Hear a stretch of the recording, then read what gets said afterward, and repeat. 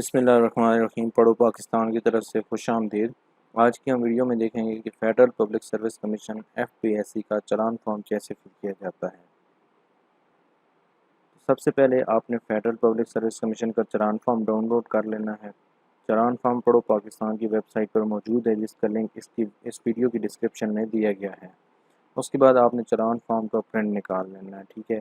آپ کسی بھی پرنٹ شاپ سے یا کسی بھی فوٹو کاپی شاپ سے جا کے نکلوا سکتے ہیں۔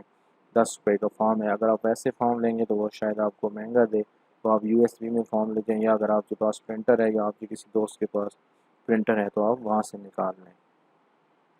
اس کے بعد اب جب آپ نے چلان فارم کو پرنٹ نکال لیا ہے تو آپ دیکھیں کہ اس کے آپ کے سامنے 4 حصے نظر آ رہے ہیں، ٹھیک ہے جی، جو کہ بالکل سیم ہیں۔ تو آئیے ان کی ڈیٹیلز دیکھتے ہیں۔ سب سے پہلے اگر ہم پہلے حصے کی بات کی جائے تو اس میں آپ کے پاس کافی سارے کالمز موجود ہیں۔ اب آپ نے جن کالم کو ڈیل کرنا ہے وہ سینٹر میں جو ہے وہ ہاریزونٹل دیے گئے ہیں، باقی اگر آپ دیکھیں تو وہ ورٹیکلی ہیں، لیکن جو آپ کے پاس جو آپ نے فل کرنے ہیں وہ افقی قطاروں میں دیے گئے ہیں۔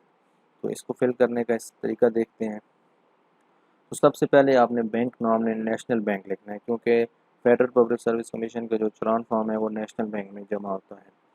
تو سب سے اوپر جو باکس ہے آپ کے پاس بینکس نیم کا، اس میں آپ نے بینک کا نام لکھ لینا ہے۔ اور اس کے بعد جو باکس ہے اس کا نام ہے بینکس کوڈ۔ تو آپ نے جس برانچ میں آپ اپنا چلان جمع کروا رہے ہوں اس کے کسی بھی آفیسر سے آپ پوچھ لیں، تو اور یہاں پہ آپ بینک کا کوڈ لکھ لیں۔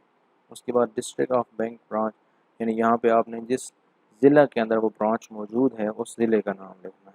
اس کے بعد نیم آف کینڈیڈیٹ ہے، اس میں آپ نے صرف اپنا نام لکھنا ہے، اپنے والد صاحب کا نام نہیں لکھنا، صرف اپنا نام۔ اس کے بعد CNIC ہے، یعنی کہ اس میں آپ نے اپنا شناختی کارڈ نمبر درج کرنا ہے۔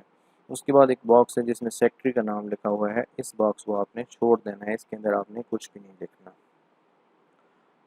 اب اگر آپ اس کے بعد دیکھیں تو جس نوکری میں آپ نے اپلائی کرنا ہے اس کا ایک کیس نمبر ہوتا ہے، ٹھیک ہے، جس کی مثال یہاں پہ دی گئی ہے جیسے ہے وہاں پہ۔ اب دیکھیں اگر آپ کے سامنے جو امیج نظر آ رہا ہے اس میں کیس نمبر F4- اور آگے جگہ خالی ہے، اس کے بعد /2020 ہے، پھر جگہ خالی ہے۔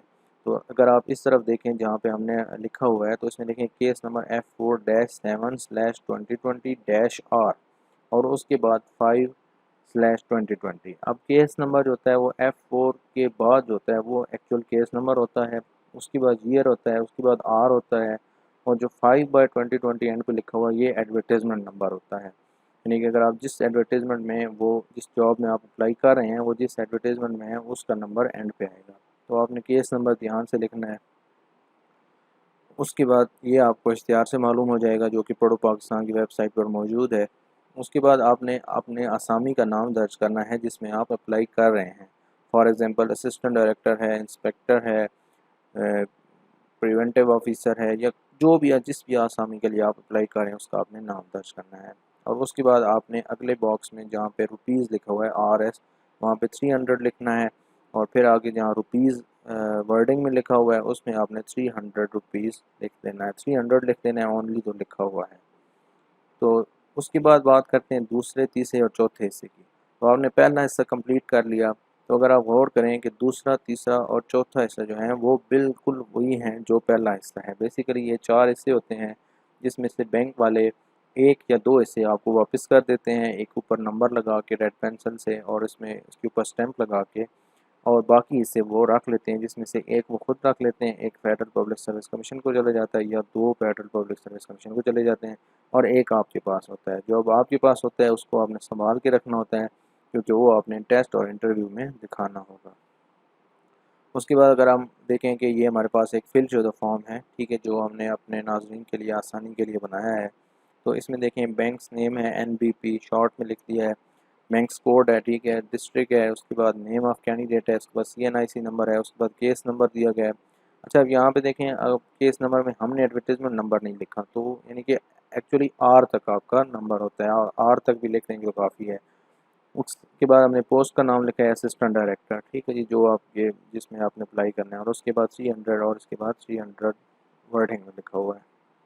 تو اس طرح آپ نے اپنے 4 جو ہیں وہ چاروں پارٹس جو ہیں وہ کمپلیٹ کر لینے ہیں، اور اس کے بعد آپ نے اس کو بینک میں جمع کروا دینا ہے۔